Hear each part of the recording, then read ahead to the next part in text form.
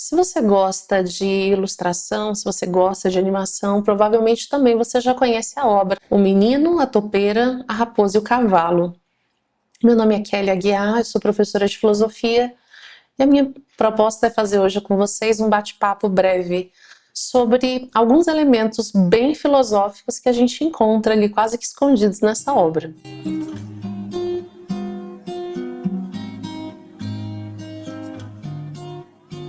Então, trata-se de um livro infantil que foi escrito ali em 2019 por um ilustrador britânico, Charlie Mackesy, e que mais tarde acabou fazendo muito sucesso ali logo depois da pandemia. Acho que num período que as pessoas estavam se sentindo muito inseguras, esse livro acaba chegando quase que como um abraço, um conforto, já que o próprio autor diz que essa é uma das intenções dessa obra. E vira um best-seller, é traduzido para vários idiomas, começa a circular vários países e mais tarde chega a ganhar inclusive um Oscar quando se torna uma belíssima animação. O livro ele é muito especial, eu diria que pela ilustração, eu ousaria dizer que elas falam mais do que o próprio conteúdo, o próprio texto. As ilustrações são de muito bom gosto e a animação faz um esforço muito grande de tentar preservar isso e de levar para essa obra. Eu particularmente acho que é daquele tipo de livro que ele pode ser lido de muitas formas. Dependendo de como a gente está por dentro, a gente lê e às vezes percebe uma coisa ou outra. E acho que a animação, quando ela foi feita, ela acaba trazendo um caráter de bonito, de gentileza consigo mesmo e com o outro, ela preserva isso que a obra tem, mas também às vezes acho que ela acrescenta uma tonalidade quase que de autoajuda em alguns momentos. E eu tive a oportunidade de ler o livro antes do filme, e não foi isso que o livro me transmitiu quando eu olho aquelas ilustrações.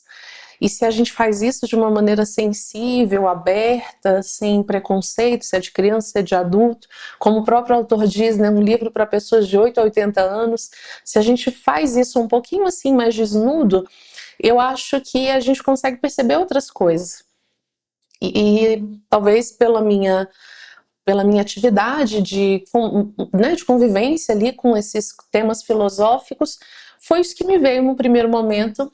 E a minha proposta hoje é dividir algumas frases dessa obra que eu acho que são bem inspiradoras e um pouquinho desses elementos filosóficos que eu senti aflorar em mim, dessas lembranças de grandes conceitos filosóficos do Ocidente, do Oriente, imagens que esses grandes pensadores implantaram na gente, imprimiram na gente, né?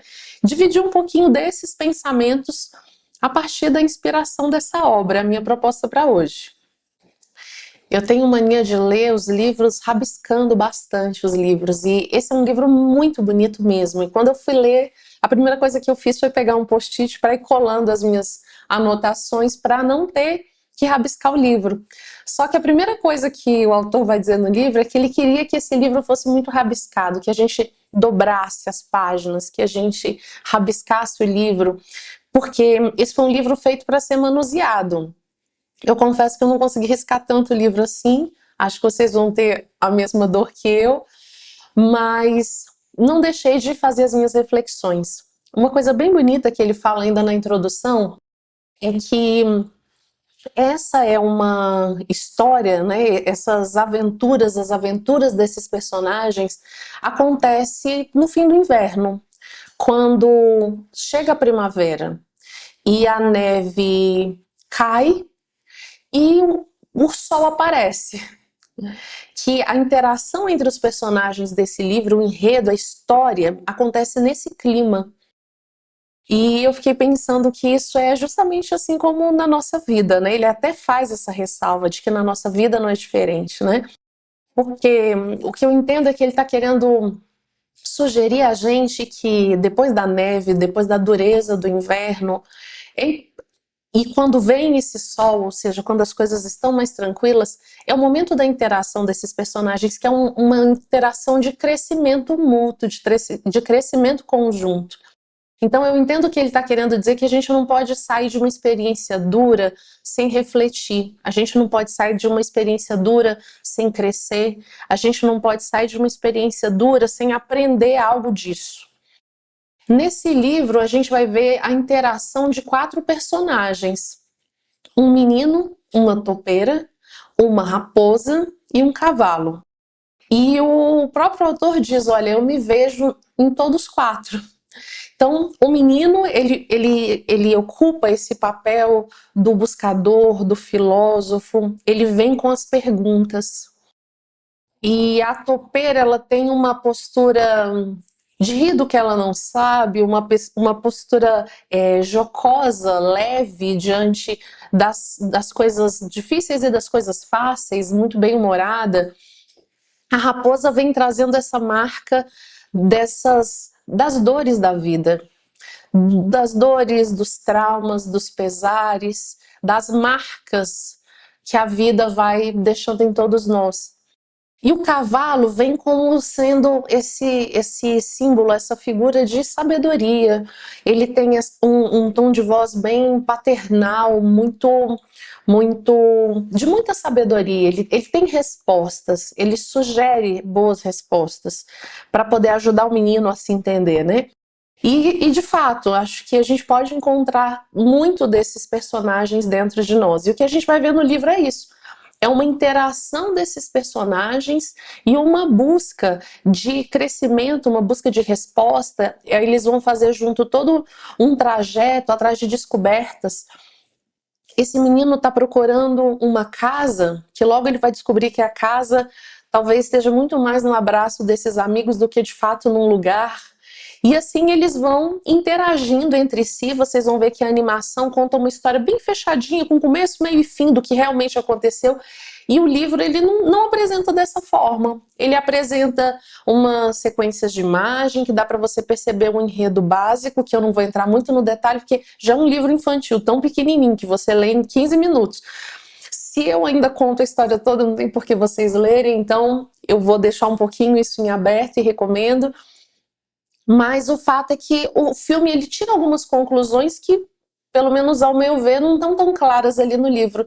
E eu particularmente gostei mais dessa abertura que o livro me deu. Embora seja brilhante do ponto de vista da animação, o esforço de preservar as ilustrações, o traço do autor, mas não me deu as reflexões e não me oportunizou que o livro me oportunizou.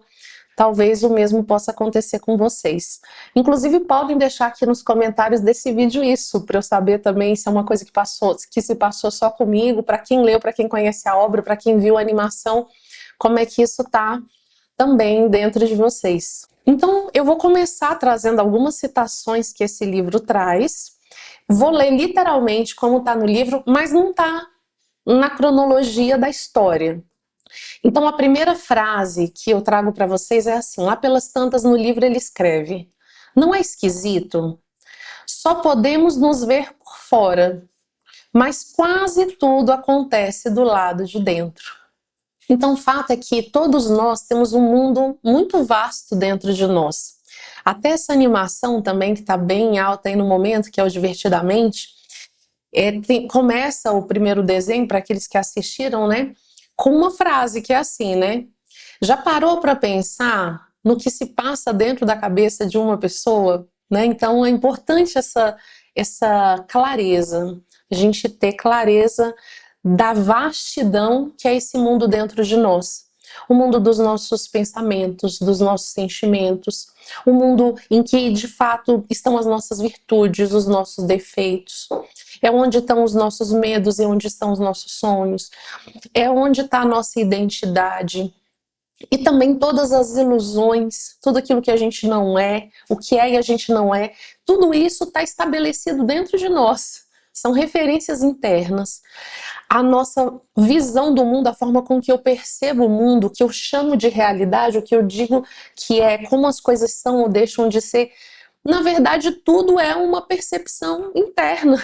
toda a nossa percepção da vida é subjetiva, é particular, é minha, é única. Então, é muito interessante essa consciência de que, na verdade, existe um mundo muito vasto de fato acontecendo dentro de nós. E eu acho que a grande questão é o fato de que, por mais que isso seja assim, nós sabemos que é, por outro lado, nós estamos vivendo um momento que, sinceramente, não sei dizer se isso é uma coisa tão atual assim, ou se talvez sempre tenha sido, mas o fato é que a gente, nesse momento, está presenciando isso, né? Que é isso de que nós estamos muito voltados para fora. O mundo fora de nós é muito atraente. Então é tudo muito colorido, muito vibrante, muito criativo, muito bonito. E às vezes a gente vai abandonando esse mundo dentro. Então às vezes a gente está muito mais preocupado com as coisas que a gente vai comprar, com as coisas que a gente vai ter, com as coisas que a gente vai fazer, do que com quem a gente é. Às vezes eu estou muito mais perdido ali naquela tensão que o tempo cronológico, 1 minuto, 2 minutos, 3 minutos, gera em mim. Eu estou muito mais perdido nisso e tentando correr muito para ocupar todos esses espaços do que gastar tempo encontrando um espaço dentro de mim que esteja fora desse tempo cronológico, encontrando um espaço dentro de mim em que eu consiga fazer tudo o que eu tenho que fazer, mas que eu consiga me manter bem e que eu consiga estar feliz, que eu consiga me sentir em paz. Então, o fato é que a gente está vivendo uma vida que ela é muito voltada para fora e pouco para dentro. Eu acho que tá bem e tá certo também, tá ocupado e tá voltado para as coisas do lado de fora. Agora, isso da gente abrir mão ou a um certo nível até de desleixo com esse mundo que está se passando dentro de nós, talvez isso não seja muito positivo. Isso da gente viver um dia inteiro, às vezes 24 horas do dia, em que a gente não ouviu um pensamento que passou dentro da nossa cabeça. Em que eu não parei para dar atenção a uma emoção que eu processei. Em que eu não parei para ter uma percepção breve, para fazer uma reflexão breve de uma postura, de uma coisa que eu estava vivenciando num determinado momento, de alguma coisa que eu estou vendo fora no mundo. Ou seja, essa displicência com esse universo tão vasto, tão amplo, é no mínimo perigosa.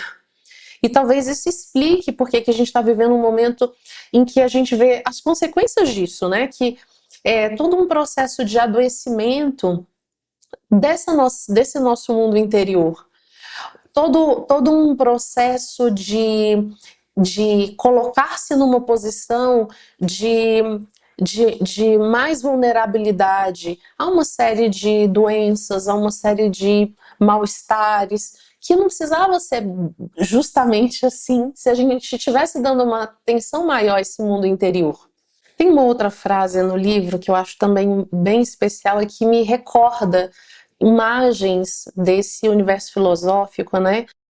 Que diz assim: acho que todo mundo está apenas tentando voltar para casa, refletiu a topeira. E eu não sei se foi a intenção do autor, não sei se ele conhece de simbologia, mas o fato é que esse símbolo de voltar para casa é muito significativo. A gente vai ver presente em muitas mitologias. Então, num primeiro momento, nos vem quase que de assalto, né? A imagem do próprio Odisseu, do próprio Ulisses, tentando voltar para sua casa, vivendo todas as provas, saindo, né, da guerra de Troia e tentando voltar para casa, voltar para Ítaca. E acho que esse símbolo de voltar para casa faz a gente recordar que o universo é como se fosse um grande ser vivo que expira e inspira.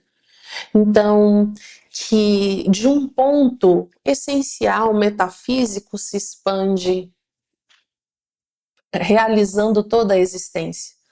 E que depois dessa máxima expansão, ele se contrai e volta para casa, volta para esse ponto essencial. E o ser humano, tal qual o universo, faz a mesma coisa.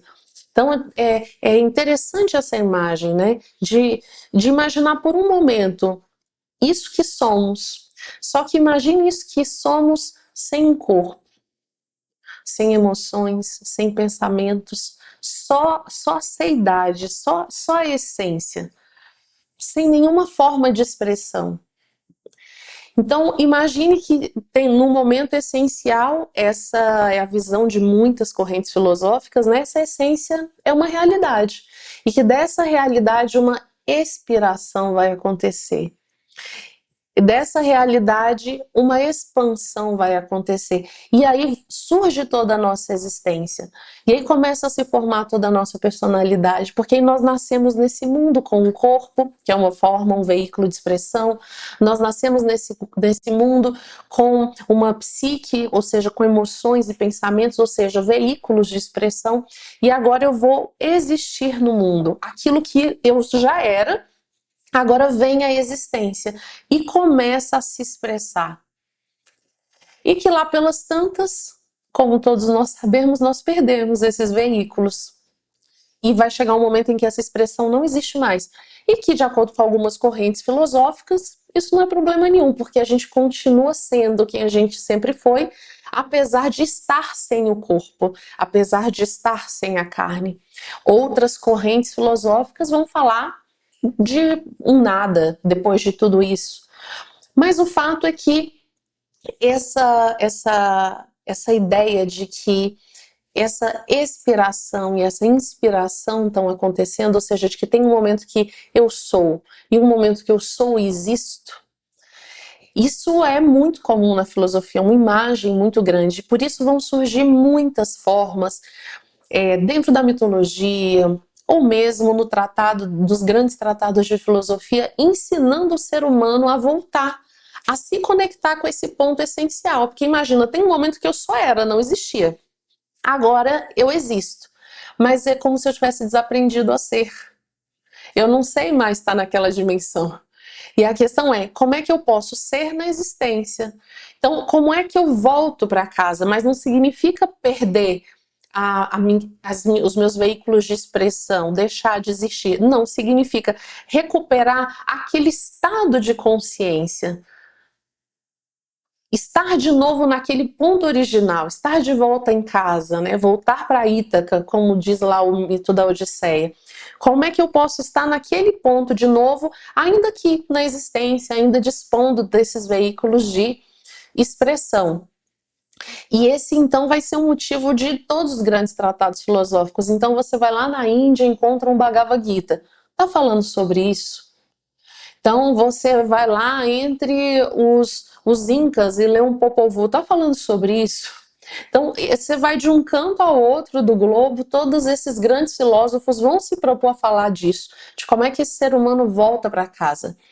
O próprio mito do rei Arthur, e assim, todas essas grandes obras, de alguma maneira, vão falar disso, de como é que o ser humano pode ter contato com esse ponto inicial, de como é que ele pode voltar para casa, significa, de como é que ele tem contato com essa essência de novo, de como é que ele vive essa realidade de ser, apesar do existir. E aí, um pouquinho mais na frente, ele faz uma ressalva no livro, ele diz assim, olha, mas a casa nem sempre é um lugar, não é? Então, eu entendo que ele está dizendo aqui que esse ponto de familiaridade, esse lar, ele pode ser encontrado num espaço físico.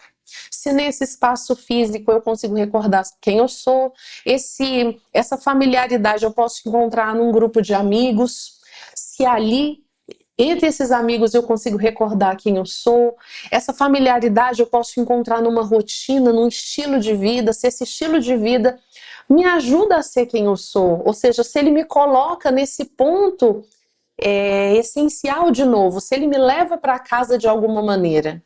Lá pelas tantas na obra, os 4 amigos, o menino, a topeira, a raposa e o cavalo, eles estão olhando para um lago.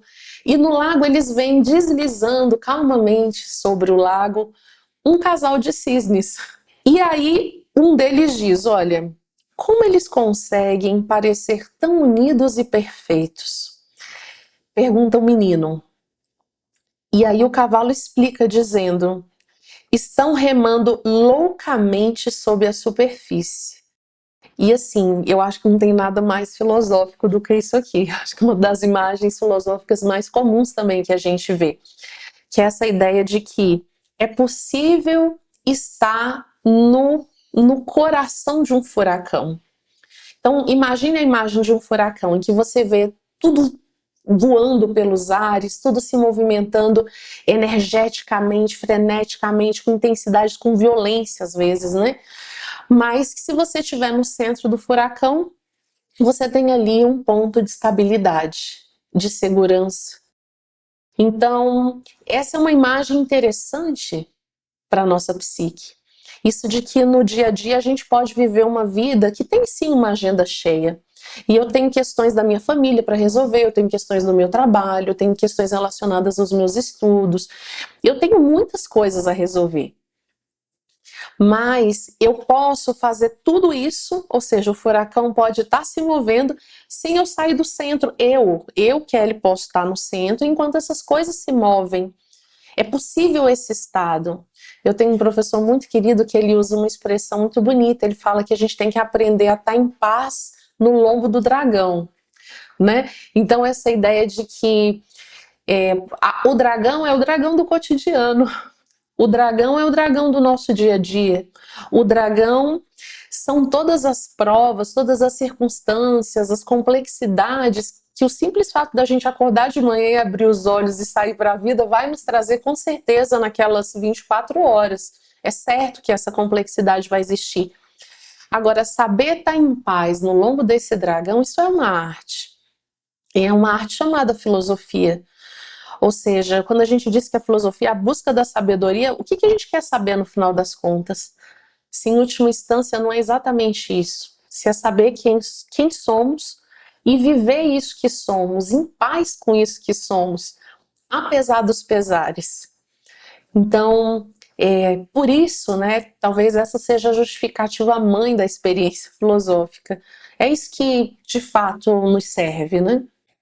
Um pouquinho mais adiante, a topeira faz uma pergunta. Ela diz assim: qual foi a sua maior descoberta? E aí o menino responde assim: que basta ser do jeito que eu sou. E eu também achei muito delicado, e o desenho, a ilustração dessa parte também é bem charmosa, bem cativante, porque o fato é que nós fazemos um esforço muito grande para sermos validados pelo mundo do lado de fora de nós, né? Pelo nosso entorno. Nós fazemos desde que nós nascemos, desde que nós somos crianças, um esforço muito grande de parecermos bons aos olhos dos outros. E a gente começa a olhar os modelos que estão no nosso entorno de criança, até os nossos dias, até aqui na vida adulta, a gente olha isso que é mais aceito socialmente, a gente começa a observar isso que é validado socialmente, isso que é aplaudido socialmente, a gente começa a construir uma imagem muito esquisita, uma imagem muito, muito distante da nossa verdadeira realidade, da nossa essência. E a gente começa a viver uma vida para perseguir isso. Então, qual é a minha referência de sucesso? Tá nessa imagem. Qual é a minha referência de que a minha vida deu certo? É o que tem lá nessa imagem. Qual é a minha referência de que isso de que isso que eu estou fazendo é bom, é certo ou é errado? Tá lá, tá tudo nessa imagem. E a gente começa a viver para poder atender a essa expectativa que a gente mesmo gerou, que nós mesmos criamos, para atender a essa imagem, para tentar realizar essa imagem de qualquer forma. E se a gente tiver um pouquinho de atenção, às vezes é possível ver até os momentos em que a gente está conquistando certas coisas na vida e a gente vê o momento em que a gente teve aquela imagem, o momento em que aquilo que a gente está fazendo foi criado, na verdade, o momento em que aquilo que eu estou conquistando agora nasceu, que foi lá atrás, quando eu comecei a cultivar uma determinada imagem. E nem sempre, o cuidado que a gente tem que ter é porque nem sempre essa é uma imagem autêntica. Às vezes ela foi compilada a partir de todos esses registros externos que eu tinha. Pode ser que ela não tenha sido compilada a partir desse meu mundo interior. Ela pode não ter sido compilada a partir da minha verdadeira necessidade, daquilo que me faz feliz. Um exercício muito profundo que eu tenho tentado fazer é assim: chegar ao final do dia e pensar: que horário desse dia eu fui feliz? E aí tenta se livrar de todas as expectativas, de todas as frases feitas, de tudo isso que a gente acha que a gente deveria dizer ou deixar de dizer. Tenta se limpar de tudo isso. E prepare-se para ficar bem surpreso. Porque às vezes você vai recordar que o momento que você realmente estava bem feliz é o momento que você estava regando aquela planta. Ou o momento que você passou, viu uma almofada bagunçada no sofá, foi ali e num gesto de carinho, sabe? Assim, em nome da beleza, do bem-estar, ou simplesmente pelo carinho com aquele objeto, você colocou no lugar e você se sentiu realmente bem. Então prepare-se para ficar surpresa, porque e surpreso, porque é um exercício muito profundo, que nos revela coisas muito bonitas sobre nós, que começa a ir nos mostrando aos pouquinhos quais são aquelas pequenas coisas da nossa vida que realmente nos fazem bem. E às vezes são coisas tão diferentes com aquela imagem, com essa imagem que a gente produz da gente mesmo, que a gente imagina que é esse eu mesmo, essa Kelly realizada, essa Kelly feliz.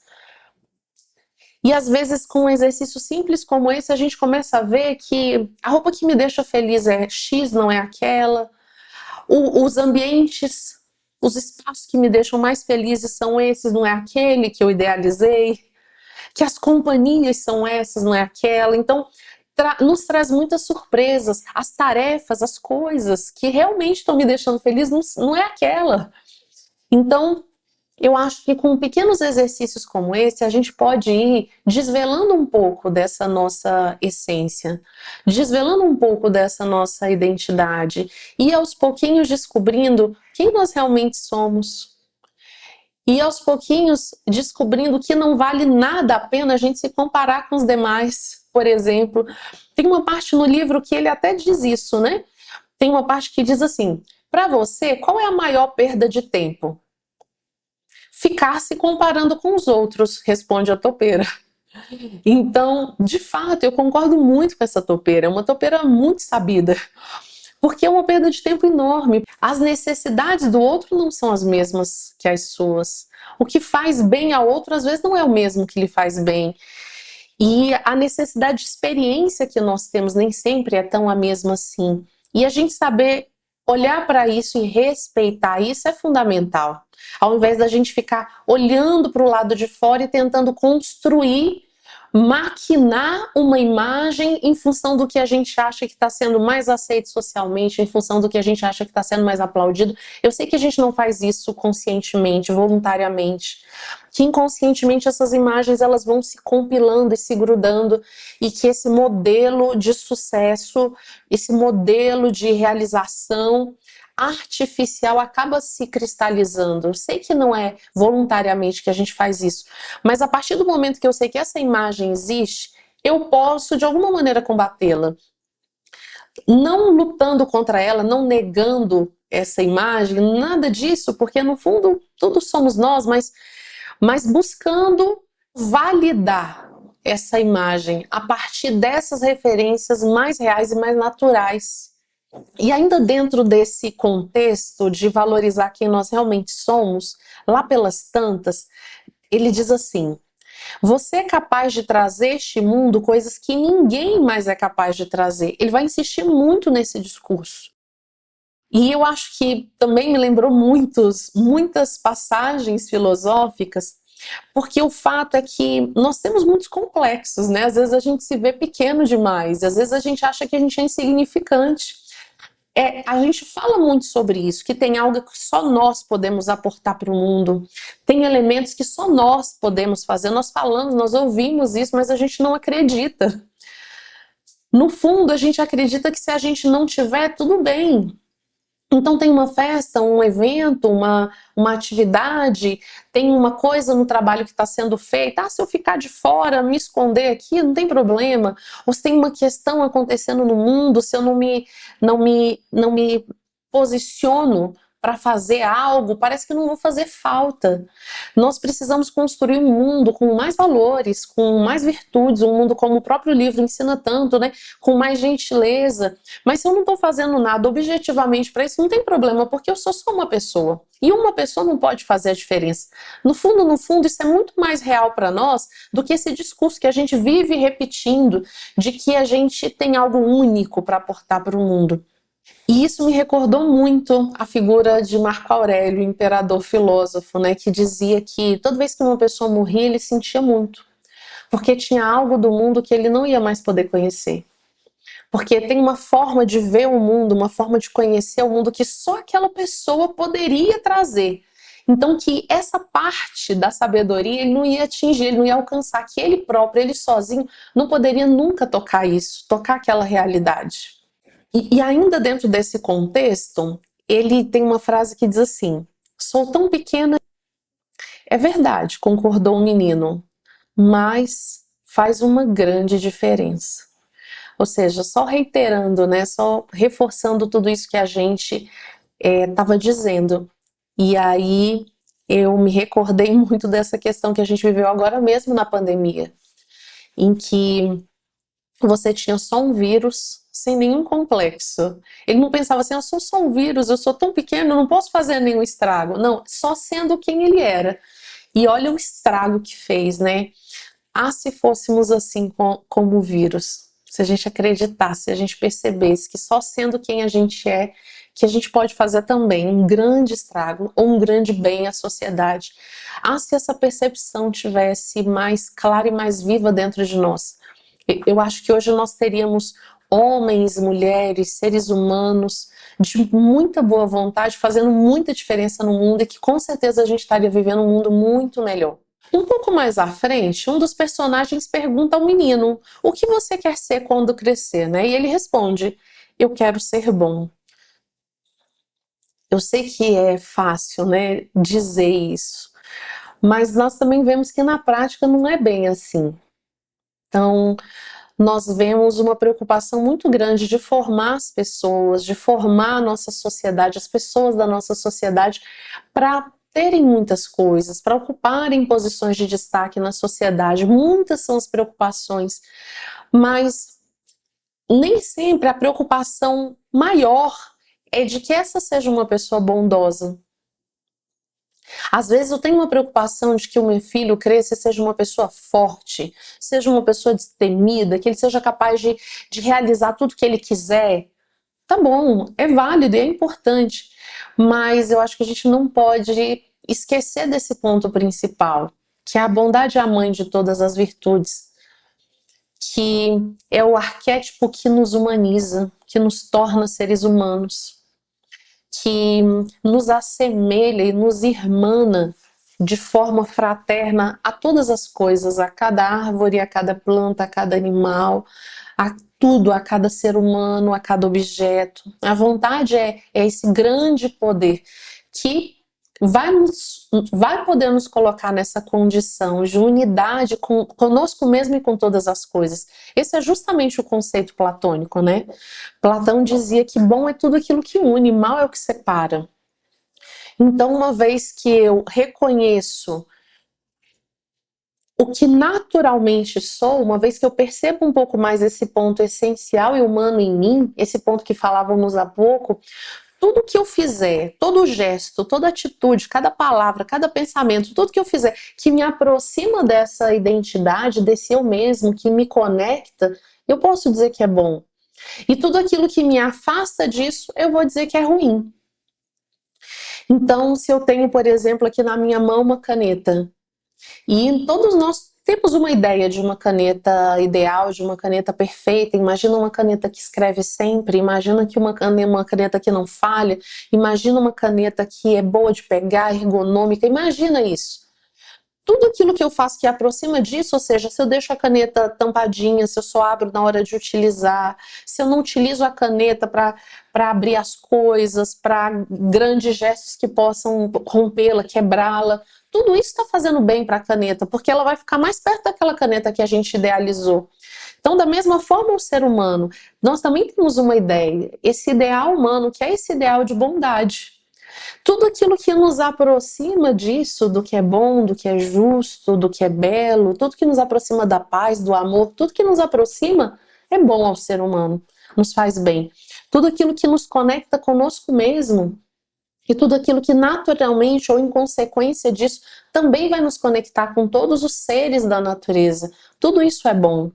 Eu era uma pessoa muito insensível aos animais, e agora eu me percebo mais sensível. Eu vejo que ele está lá, eu estou mais conectada com esse mundo animal.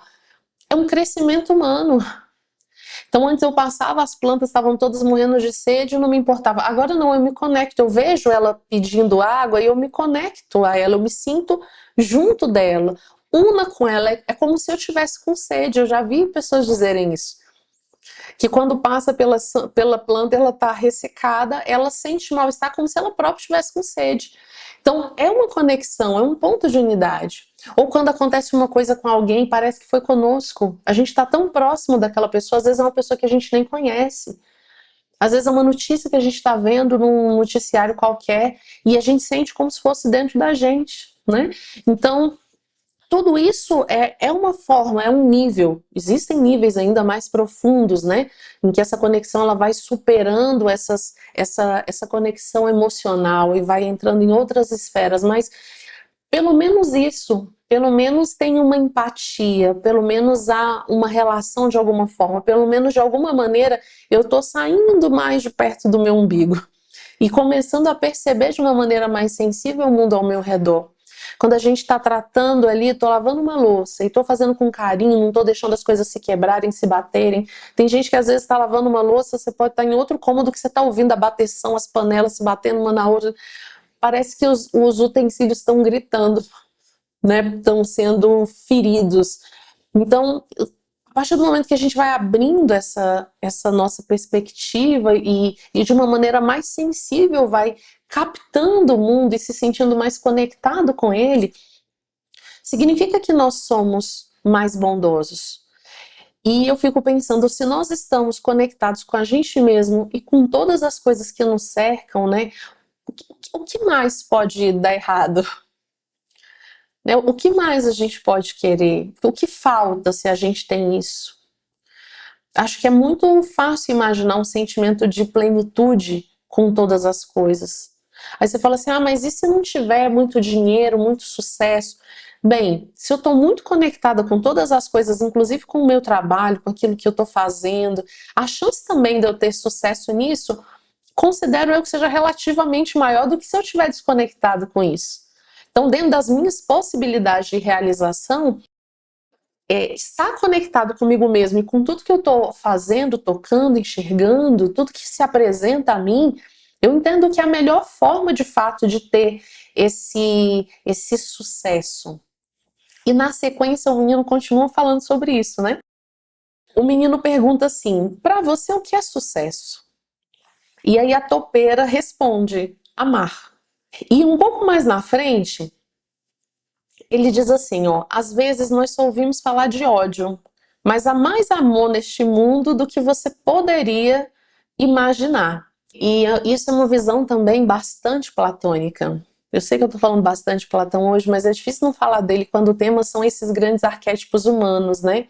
Pela clareza com que ele apresenta tudo isso na sua obra, nos seus mais de 30 diálogos só sobre isso, né? E essa é uma visão muito bonita, porque para Platão, amor é quando você fecunda no belo. Então a ideia é de que primeiro vem a beleza na visão de Platão, e nós nos sentimos atraídos pelo que é belo e queremos fecundá-lo. Então quando eu vejo um corpo belo, eu me desperto fisicamente e quero fecundá-lo. Então, se eu vejo uma alma bela, a minha alma também se sensibiliza e quer fecundá-la.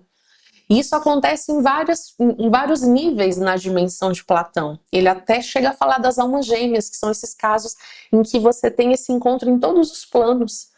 Existe uma conexão que é física, que é psicológica, que é espiritual, ou seja, em todas as esferas da nossa vida, a gente vê beleza nesse outro. nesse indivíduo, nesse par. E a gente, por isso, necessita estar perto dessa pessoa, se completa junto dela. E então a ideia de Platão é que uma vez que eu tenho esse contexto, esse ambiente de beleza, eu me torno preparado, disposto, predisposto a procriar. Então, trazendo para a nossa realidade mais concreta, imagina um mundo em que a gente está sempre preocupado em construir uma harmonia, tanto fora quanto dentro de nós. Imagina um mundo em que a gente está sempre preocupado em perceber que essa emoção que eu estou sentindo não é tão boa assim. E que por isso eu estou preocupada estou me importando de ir lapidando esse meu mundo interno. Que tem um pensamento que eu tenho que às vezes é egoísta ou que é invejoso, e eu estou me importando de ir polindo esse pensamento. Imagina que eu estou olhando o mundo do lado de fora e que eu também estou me preocupando de polir esse mundo. Eu estou preocupada de trazer menos dano a esse mundo que eu estou vivendo.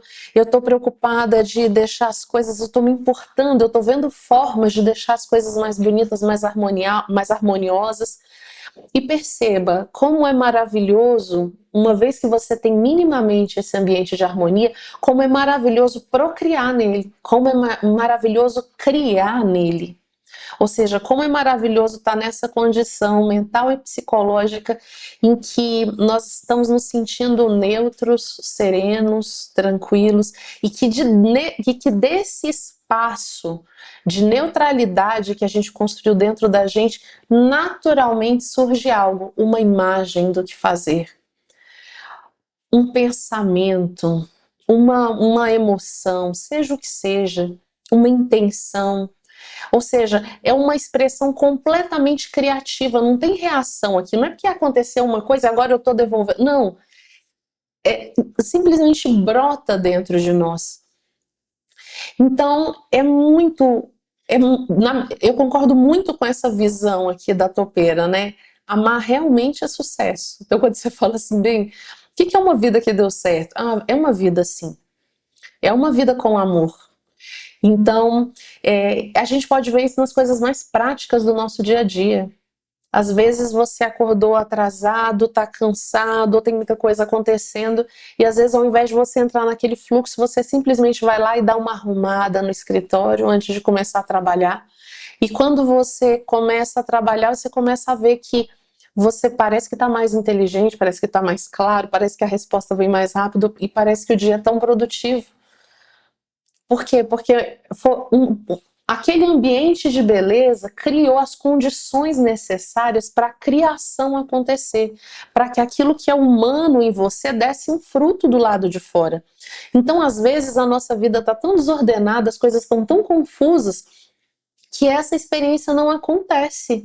E a gente fica simplesmente se chocando, se batendo, correndo atrás do próprio rabo, e a vida não acontece. Ainda dentro desse contexto, lá pelas tantas, tem uma cena muito forte, que é quando eles conhecem a raposa. Tá o menino e a topeira, eles conhecem a raposa, e a raposa tá presa numa armadilha. E a topeira e o menino vão tentar ajudar. Só que a raposa rosna para a topeira e diz, olha, se eu tivesse solto, eu mataria você. E aí tem uma frase muito forte, né? Que a raposa diz assim, uma das nossas maiores liberdades é escolher como nós reagimos às coisas. Isso é muito forte, porque isso é justamente o que a gente estava falando há pouco. A tendência mais automática de cada um de nós como seres humanos é reagir. Então, se você fala grosso comigo, eu falo grosso com você. Se você diz que vai me matar, eu também mato você. Se você me machuca, eu machuco você também. Se você é solícito comigo, é gentil no meu trabalho, eu também sou com você. Ou seja, na verdade, eu não estou vivendo, eu não estou procriando, eu não estou criando nada. Eu não estou procriando, não tem fruto que sai de mim. Eu sou simplesmente um espelho do mundo. Mas dentro de mim nada nasce, nada que está dentro de mim se desenvolve e dá um fruto. E por isso às vezes a gente começa a sentir uma sensação de que parece que a gente não está se expressando, parece que tem algo dentro da gente que não está bem, ou às vezes uma sensação de que parece que a gente devia ser muito maior do que o que a gente é. A gente começa a ter essas sensações estranhas, que é um pouco isso que nós somos, e que precisa se expressar se debatendo, se angustiando, porque está aprisionado, porque não está tendo chance de se revelar. Eu não estou podendo ser um ente criativo, eu não estou criando, eu não procrio, eu não dou frutos em nada. O que eu sou não dá frutos. Eu simplesmente estou reagindo, estou repetindo ao mundo fora. E por isso é tão bonita essa frase dessa raposa, né? Uma das nossas maiores liberdades é escolher como nós reagimos às coisas. Esse é o ser humano realmente livre. Às vezes você vê uma pessoa reagindo com agressividade a algo, e a pessoa pode até pensar, né? Eu sou livre, eu faço o que eu quero. E às vezes não tem liberdade nenhuma nisso. E às vezes ele não está fazendo o que ele quer. Ele está fazendo o que ele é obrigado a fazer. Ele não tem outra opção. Se ele quisesse se controlar e se expressar de uma maneira mais controlada, ele não conseguiria. Então, na verdade, ele não teve escolha. Ele não está tendo escolhas. Ele tá sendo obrigado, entre aspas, a agir dessa forma por falta de escolha, porque ele não sabe fazer de outra maneira. Então é muito bacana ver a liberdade por essa ótica. É um conceito também extremamente filosófico, né? Recorda muito a obra de Kant. A liberdade é justamente isso, né? É autonomia. É poder ter escolha, é poder escolher. É poder optar, porque eu sei fazer de uma forma e de outra e opto fazer por aqui. A liberdade nasce aí, nesse contexto, no contexto da escolha. E para finalizar, porque eu separei muitas frases e a gente poderia ficar aqui bastante tempo fazendo isso, né? O livro é curtinho, mas tem muitos momentinhos especiais.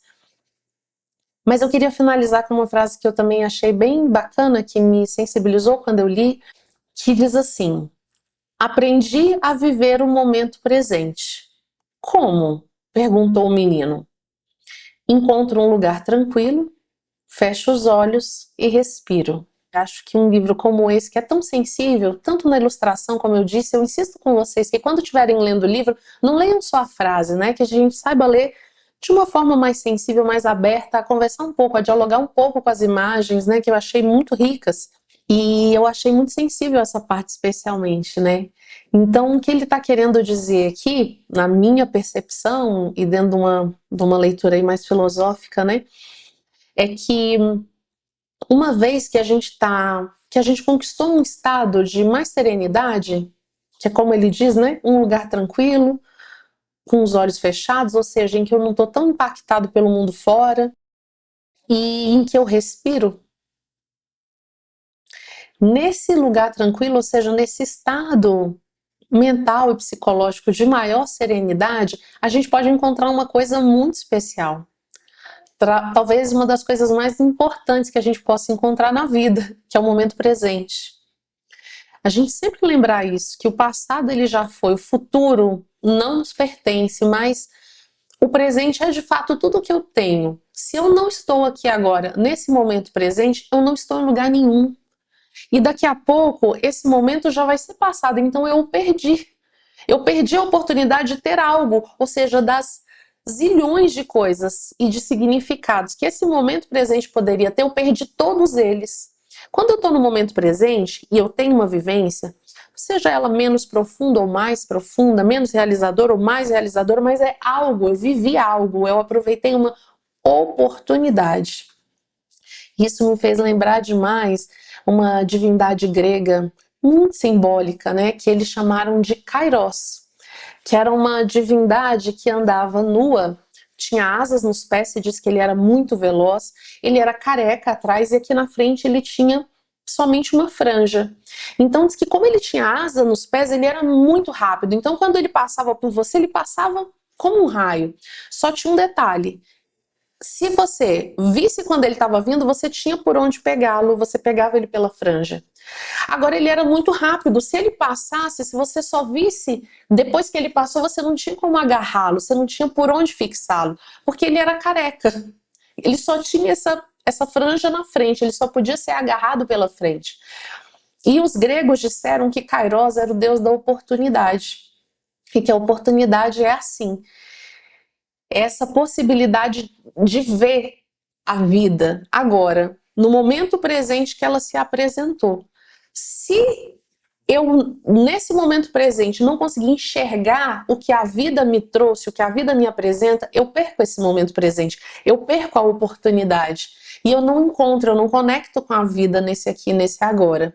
De repente você está aqui sentada, aqui no chão da sua casa, brincando com seu filhinho pequeno, 5 anos, 3 meses e 17 dias. E de repente você está ali nesse momento presente.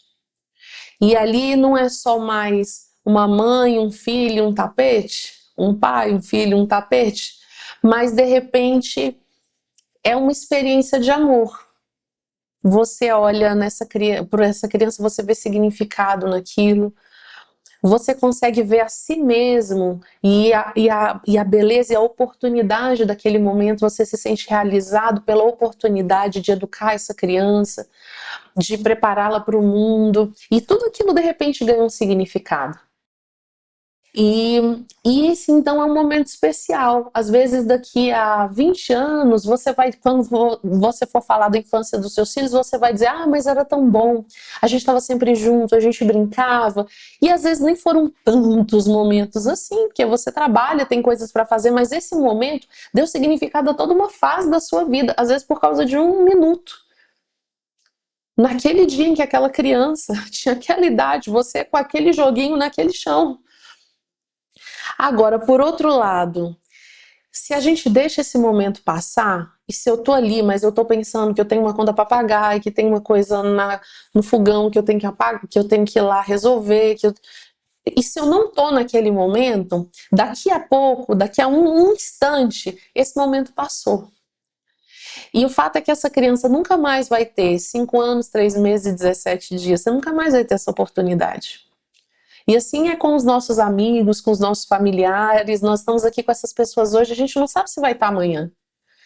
Assim é com a gente mesmo, na relação com a gente mesmo, ou seja, hoje eu tenho um entendimento sobre a vida, sobre quem eu sou, sobre todas as possibilidades que a vida me apresenta agora, eu faço uma leitura disso, ou seja, esse lugar que a vida me apresenta agora e esse momento aqui no presente é único, porque ele está dentro de todas essas perspectivas. Daqui a pouco pode ser que seja outra coisa. Então talvez essa resposta eu já não perceba mais, porque isso a vida me apresenta aqui dentro dessa conjuntura.